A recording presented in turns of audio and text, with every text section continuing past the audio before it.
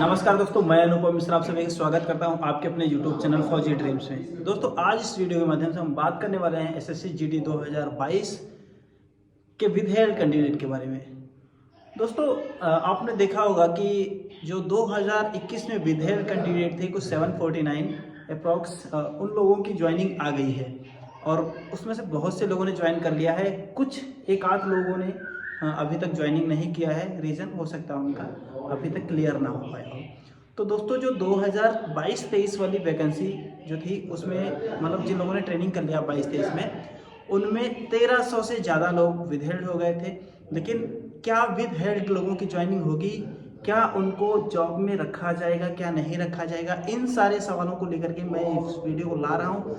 इस वीडियो में हम एक एक करके पूरी जानकारी दे रहे हैं। दोस्तों, आप लोगों ने 2022 में फार्म भरा और बहुत से लोगों ने 21 में फार्म भरा था। 21 में विद हेल्ड हो गए थे और उसका क्लियर नहीं हो पाया। उससे पहले 22 वाली वैकेंसी आ गई तो उसमें उन्होंने 22 वाली वैकेंसी में अप्लाई किया और 22 वाले में वो लोग विद हेल्ड नहीं हुए। 22 वालों ने उनको क्लियर हो गया और वो लोग ट्रेनिंग पर चले गए। अब ऐसे में क्या हुआ कि जो 2021 में विद हेल्ड हो गए थे वो 22 में बिल्कुल क्लियर करके अपनी ट्रेनिंग कर लिए और देखा गया कि ये ज्वाइनिंग लेटर जो 22 वाला था वो पहले आ गया और जो 21 वाला विद हेल्ड का ज्वाइनिंग लेटर था बाद में आया। लेकिन अब ऐसे में बहुत से लोगों ने मुझसे पूछा कि क्या मैं कौन सी जॉब को ज्वाइन करूं, 2021 वाला ज्वाइन करूं या 2022 वाला? तो मैंने उनको यही बताया, जो आपका पहले ज्वाइनिंग लेटर मिला हो और जो आपकी ड्रीम फोर्स हो, जिसमें आपका सिलेक्शन पहले से आपने मन बना के रखा हो, उसको ज्वाइन कीजिए। तो उन लोगों ने उसको ज्वाइन किया। फिर बात आती है कि 2022-23 जो 22 में वैकेंसी आई थी उनका क्या होगा। तो दोस्तों, मैं आप सभी को बता दूं, आप लोग बिल्कुल भी परेशान ना हो, क्योंकि अगर सरकार को आपको नौकरी ना देना होता तो आपको जैसे ही आपका बायोमेट्रिक मिसमैच हुआ था वैसे ही आपको बाहर कर देती। लेकिन उसने सबसे पहले आपको आपका रिजल्ट डिक्लेयर किया। माना कि विद हेल्ड में किया लेकिन आपका रिजल्ट डिक्लेयर किया और आपके लिए जो सीटें हैं वो आपकी बचा के रखी। आपका नाम नॉमिनल रोल जो विद हेल्ड का था उसको तैयार किया। पहली बात। दूसरी बात होता है क्या है कि जब आप विद हेल्ड हो जाते हैं तो एक बहुत बड़ा प्रोसीजर होता है जो CFSL होता है, वो डिपार्टमेंट होता है जो मतलब SSC होता है, वो लैब को देता है। अब यहाँ पर आप सोच रहे होंगे कि मैंने कोई गलती नहीं की, मैं कैसे सस्पेक्टेड कैंडिडेट या विद हेल्ड हो गया? तो दोस्तों, ऐसा होता है कि कई बार हम लोग समझ नहीं पाते हैं कि कौन कौन से डॉक्यूमेंट्स लेके जाएं, कौन से डॉक्यूमेंट्स नहीं लेके जाएं।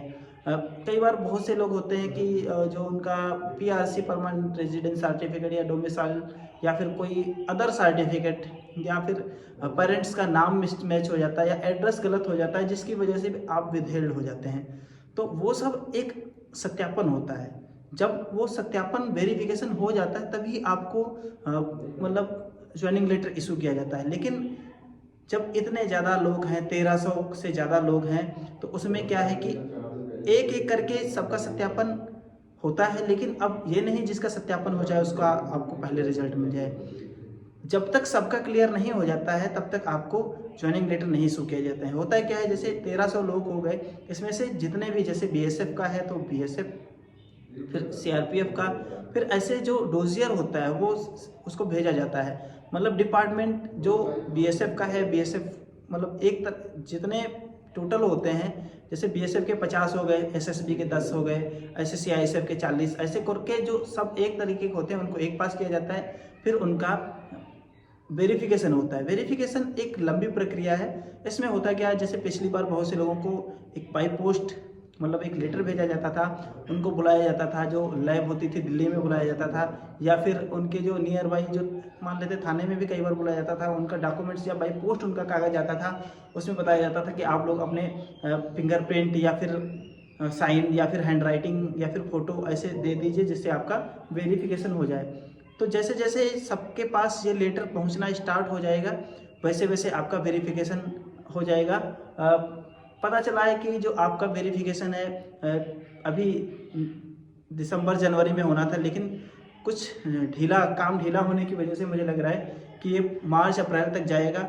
और जैसे जैसे आपका वेरिफिकेशन होगा फिर उसके बाद भी बहुत से काम होते हैं, जो पूरा डाटा तैयार किया जाता है। उसके बाद डाटा जो होता है SSC को भेजा जाता है। SSC फिर इसको क्लियर करके डिपार्टमेंट को बता देता कि हाँ ये जो है प्रोसीजर था वो कंप्लीट हो गया है। जब प्रोसीजर कंप्लीट हो जाता तब डिपार्टमेंट उनके जो अपॉइंटमेंट लेटर है वो इशू करता है। तो ये एक लंबी प्रक्रिया है।